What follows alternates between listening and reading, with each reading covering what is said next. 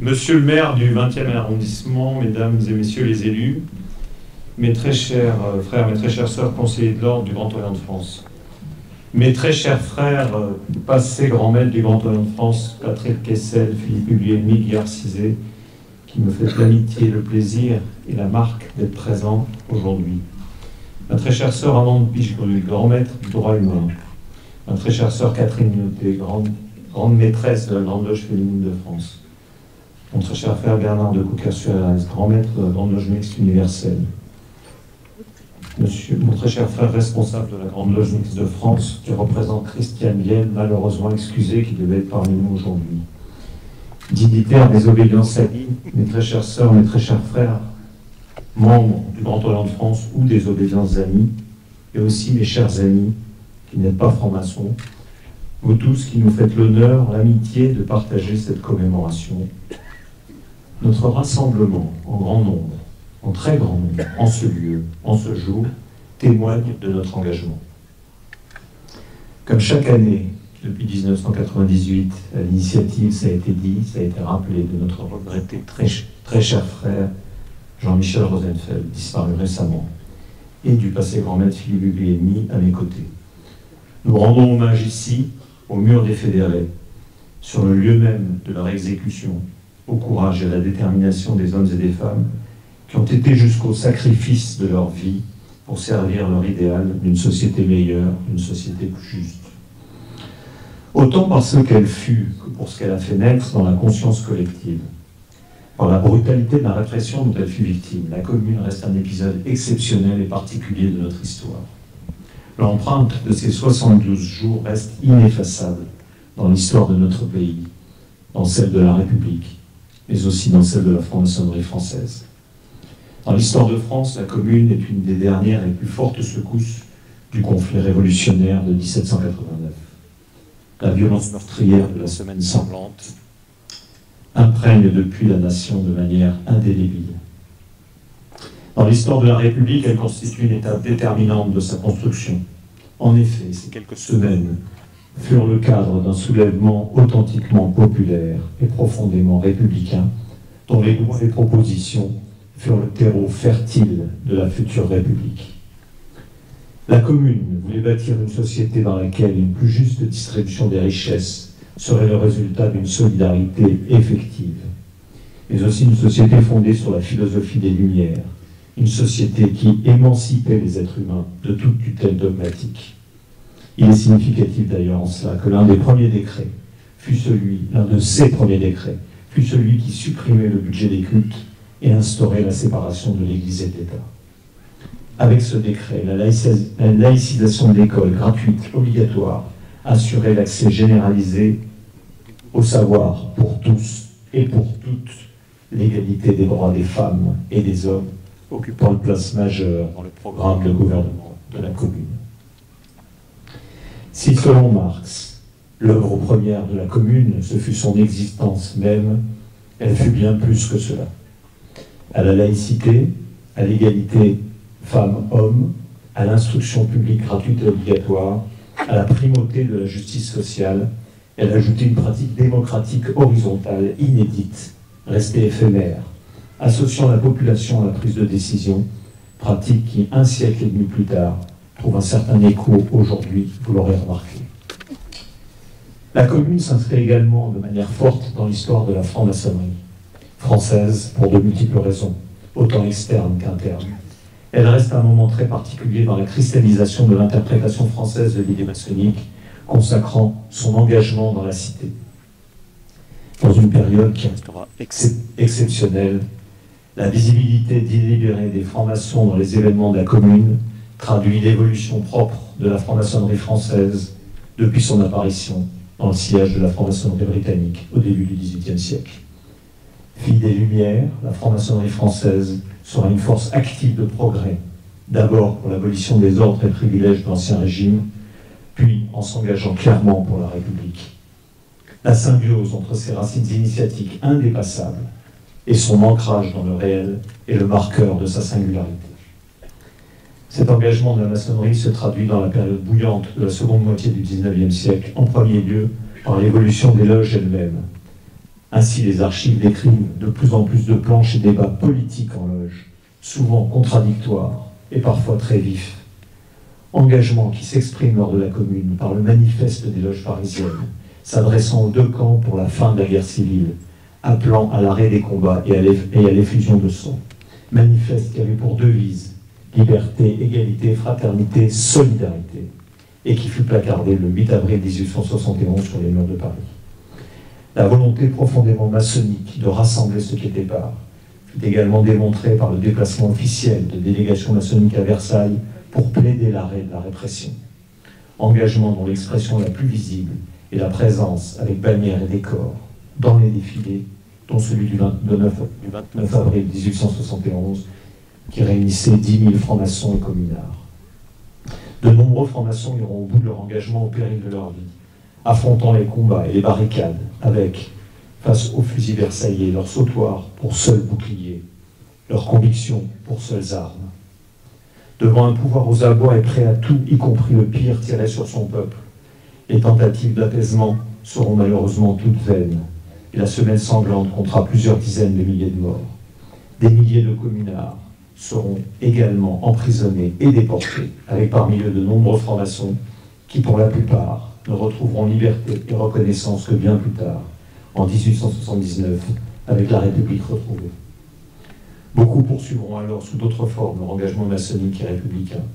Parmi eux, ce matin, avec nos frères et sœurs des Obédiences Amies, nous avons honoré la mémoire de Georges Corneau, Félix Sénépiat, Émile François-Désiré Eudes, Louis Copp et Paul Lafargue, dont nous avons voulu souligner la dimension mutualiste, socialiste et solidariste de leur engagement.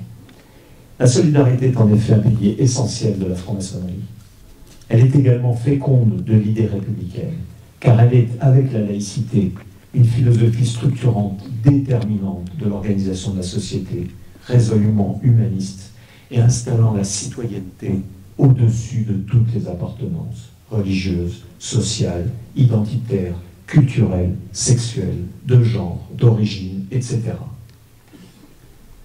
À l'opposé du concept de la guerre de tous contre tous de Hobbes, la solidarité est la république de la main tendue, selon la formule de notre frère Léon Bourgeois, père du solidarisme, pour qui la république est un état social fondé sur la liberté de chacun et la solidarité de tous.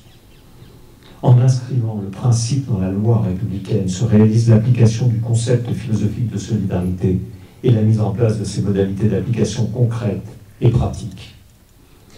Car seule la loi peut rendre effective la solidarité sociale dans la République, à l'inverse des cultes et des organismes de charité subjectifs par nature. Cette loi commune à tous les hommes, celle qui commande la vertu et empêche l'injustice, selon la formule de Cicéron. Cette loi commune qui, en démocratie, doit refléter les aspirations de la majorité, appliquer ses volontés, mais aussi respecter sa conscience. La solidarité est l'application collective et impartiale de la fraternité en dehors de tout choix subjectif. Elle est la réalisation en acte et en geste de l'attention à l'autre, au plus démuni, au plus vulnérable, au plus faible, à l'opprimé.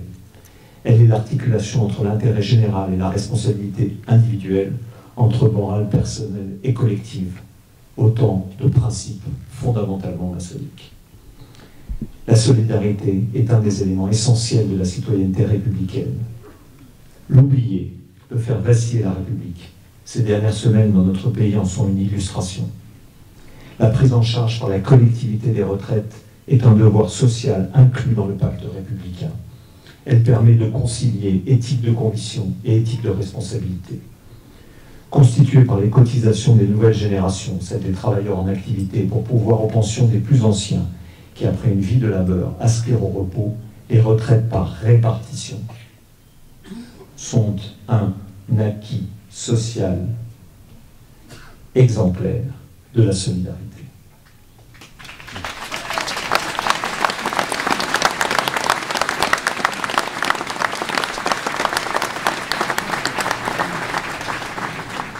Les affaiblir ou y renoncer serait un péril pour la République. La résolution de cette question doit être abordée à l'aune de la solidarité dans toutes ses dimensions, afin d'être la plus juste, la plus équitable dans son texte, dans son esprit comme dans ses modalités. Car elle est l'expression de la fraternité, elle ne peut donc pas s'envisager sous l'unique angle des chiffres qui imposent année après année leur hégémonie froide, décentrent l'humain et le réduisent.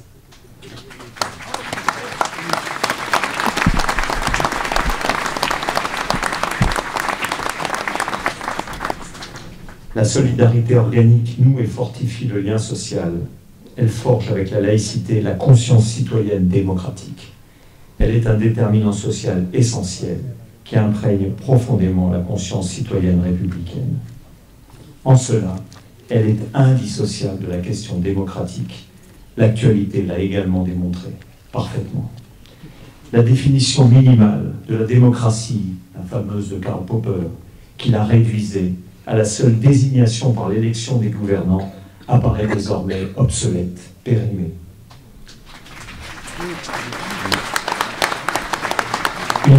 Une demande nouvelle d'expression populaire, une plus large distribution du partage de décisions avec une participation accrue d'un plus grand nombre aux affaires publiques apparaît de plus en plus.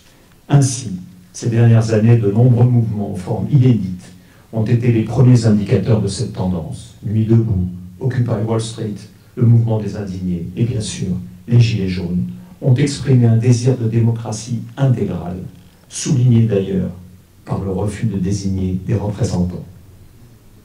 Ce qui a entraîné leur dissolution, car bien que la critique de la représentativité soit une constante démocratique depuis le tiers-État, il semble que même une démocratie intégrale ne puisse se soustraire à la délégation. En cela, la Commune fut un moment démocratique fondateur. Peut-être pourrait-il être inspirant. Ainsi, alors que les pouvoirs politiques et militaires étaient chassés de la capitale, une forme nouvelle de pouvoir s'organisa localement à l'échelle municipale. Le peuple put s'exprimer dans une dimension véritablement horizontale de la démocratie, permise par une représentation particulièrement encadrée et contraignante. Plus de mandats libres, des mandats contraignants, courts et révocables, une rotation et des salaires modestes dans la moyenne des salaires de l'époque des représentants du peuple. Vous désignerez ainsi des mandataires qui ne se considéreront jamais comme vos maîtres, disait l'appel du comité central de la Commune de 1871 aux électeurs de Paris.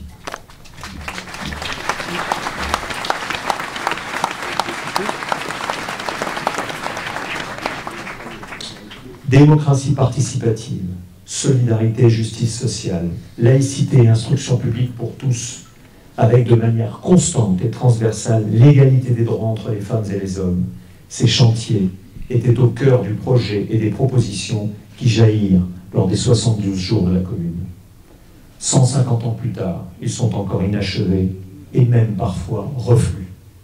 Les adversaires de la République indivisible, laïque, démocratique et sociale n'acceptent pas, n'ont jamais accepté leur défaite. La lutte pour la liberté contre le totalitarisme est encore devant nous.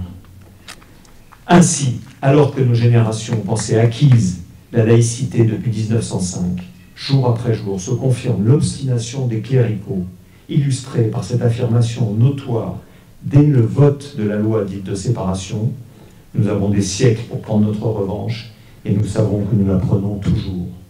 Les offensives anti-laïques, anti-républicaines, d'intégrisme religieux, catholique, traditionnel, islamistes radicaux ou évangélistes illuminés se multiplient. Les attentats islamistes qui ont endeuillé notre pays en sont l'illustration meurtrière la plus tragique. Plus insidieux, on ne compte plus les exemples d'entorses volontaires par idéologie ou doctrine, de détournement et confusion par ignorance, négligence, voire lâcheté, ou clientélisme électoral, de remise en question, qui sont autant d'attaques contre la laïcité. Le respect des personnes.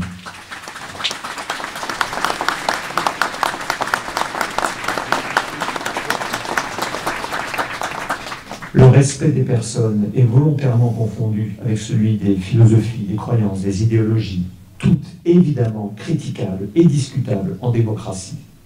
On introduit peu à peu, subrepticement, un délit d'offense pour rétablir en le masquant le délit de blasphème, inacceptable, dans notre République majeure et recul dans notre République laïque et recul majeur de la liberté d'expression.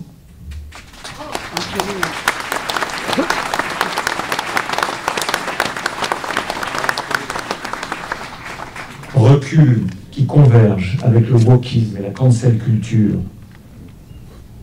nouveau puritanisme, liberticide et dogmatique.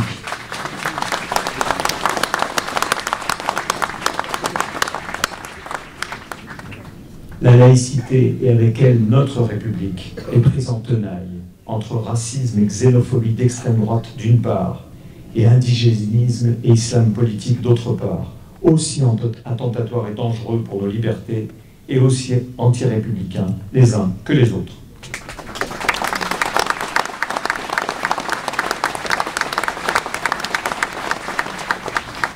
Pour servir et défendre la République que nous chérissons, nous devons nous extraire absolument de cette tenaille mortifère pour la République. Ne tombons pas dans les filets provocateurs de la violence verbale délétère. Ne cédons pas à la séduction du mal et de l'emportement. Construisons et rassemblons ceux qui étaient part. C'est uni que les forces de la liberté vaincront les totalitarismes. C'est uni qu'elles joueront pleinement leur rôle.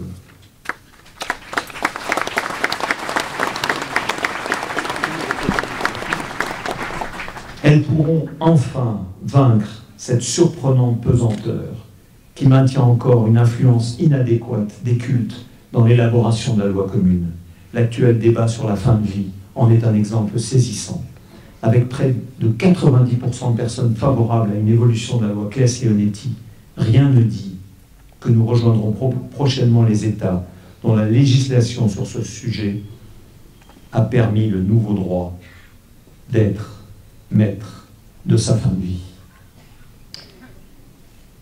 Unis, nous pourrons déconstruire également cette déconcertante vision de la laïcité par la jeunesse, perçue à contresens comme liberticide et dogmatique, ce qui est un comble. L'augmentation continue du budget public alloué à l'école privée financée à 73% par le public, dont l'expression même budget public, école privée, dont l'expression grammaticale, oxymorique, souligne l'incongruité. Cette augmentation façonne un système scolaire à deux vitesses, inégalitaire et sans mixité sociale.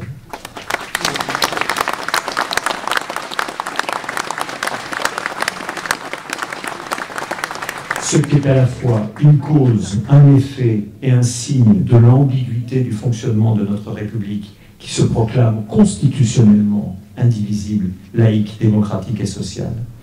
Il ne faudrait pas que l'ambiguïté précède le renoncement pour la disparition de la laïcité derrière une façade d'illusion, ce qui est déjà le cas dans l'hôpital public. La transmission du savoir et la formation du citoyen sont les missions de l'instruction publique, disait Condorcet. Il est primordial d'en rétablir toute la grandeur, l'ambition et l'effectivité pour consolider et poursuivre l'édification de la République laïque. C'est de l'instruction publique, du service public de l'éducation dans son ensemble, que dépend l'avenir de la République.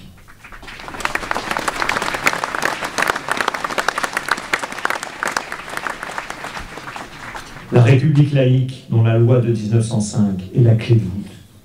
La Commune avait écrit dans un de ses premiers décrets séparant l'Église et l'État que la liberté de conscience était la première des libertés. Les libertés fondamentales d'expression, de pensée, d'opinion, toutes les libertés politiques sont fragiles et perpétuellement menacées. Qu'elles soient ouvertement attaquées par les totalitarismes est une évidence historique et conceptuelle. Mais aujourd'hui, d'autres adversaires menacent nos libertés. L'expansion de la maîtrise rationnelle de la domination de la nature ne peut être illimitée, et les risques de démesure d'une technologie sans limite au service d'une surconsommation dépassent les frontières du vivant, nous conduisons vers un embrasement écologique dont l'échelle nous échappe, y compris dans ses conséquences politiques et totalitaires. À une échéance plus immédiate, la société numérique et les géants qui en possèdent les commandes mettent peu à peu en place une nouvelle forme de vie sociale. Une servitude volontaire plus proche de Huxley qu'Orwell s'installe, celle du confort, du désir, de la facilité, de l'inconsistance et du paraître.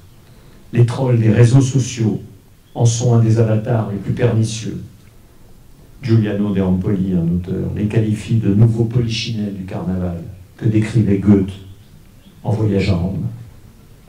Délivrés de leurs inhibitions derrière leur écran, souvent anonymes, rassemblés par leurs biais communs, ceux des algorithmes, soumis à la pensée binaire, simpliste, au like, alors que la réalité est dans la nuance et dans la complexité, mais leur virtualité devient viralité. Une viralité délétère qui répand la haine, le mal et la division, l'inverse du débat public démocratique, du respect de l'écoute et de la tolérance mutuelle. L'opposé de notre méthode maçonnique, l'opposé de notre philosophie, l'opposé de notre morale.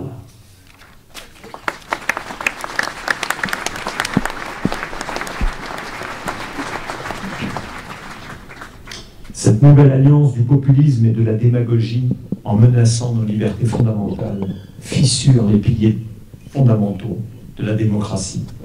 Gardons-nous d'en méconnaître les effets. Soyons les artisans d'une utilisation émancipatrice du numérique par l'instruction et par l'accès au savoir. Il nous appartient, avec tous les républicains sincères, que ces dérives ne deviennent pas la norme qui minerait notre démocratie. Nous vivons une crise de la démocratie. L'entropie de la démocratie, sa pente naturelle vers l'hétéronomie, en est probablement une des causes. Castoriadis parlait d'un enfoncement de l'humanité occidentale contemporaine comme un édifice dont les fondations se fragilisent et en cédant progressivement risque de le faire s'effondrer.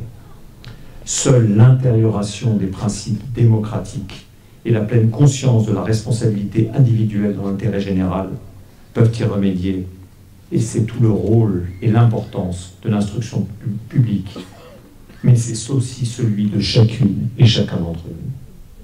Nous vivons une crise de la République. Elle en a connu d'autres, sous les coups de boutoir répétés de ses adversaires, si différents et pourtant si semblables par leur vision totalitaire. Ce sont les partisans du carcan dogmatique plutôt que de la liberté absolue de conscience, les partisans de l'enfermement identitaire plutôt que de son dépassement dans la citoyenneté commune, les partisans de la soumission et de la contrainte plutôt que de la liberté et de l'émancipation. À nous de les affronter résolument, sans accommodement, sans recul, sans concession. Nos adversaires ne nous en font jamais. La commune, ce sphinx qui tarabuste l'entendement bourgeois, selon la formule de Marx, portait un grand et ambitieux projet. Sa vision globale, associant liberté de confiance, égalité démocratique et solidarité sociale, a fait naître un souffle républicain immense que ses adversaires crurent pouvoir faire retomber et disparaître. L'histoire a montré l'inverse. L'engagement indéfectible de ces femmes et de ces hommes, francs-maçons ou non, pour l'idéal républicain l'a emporté.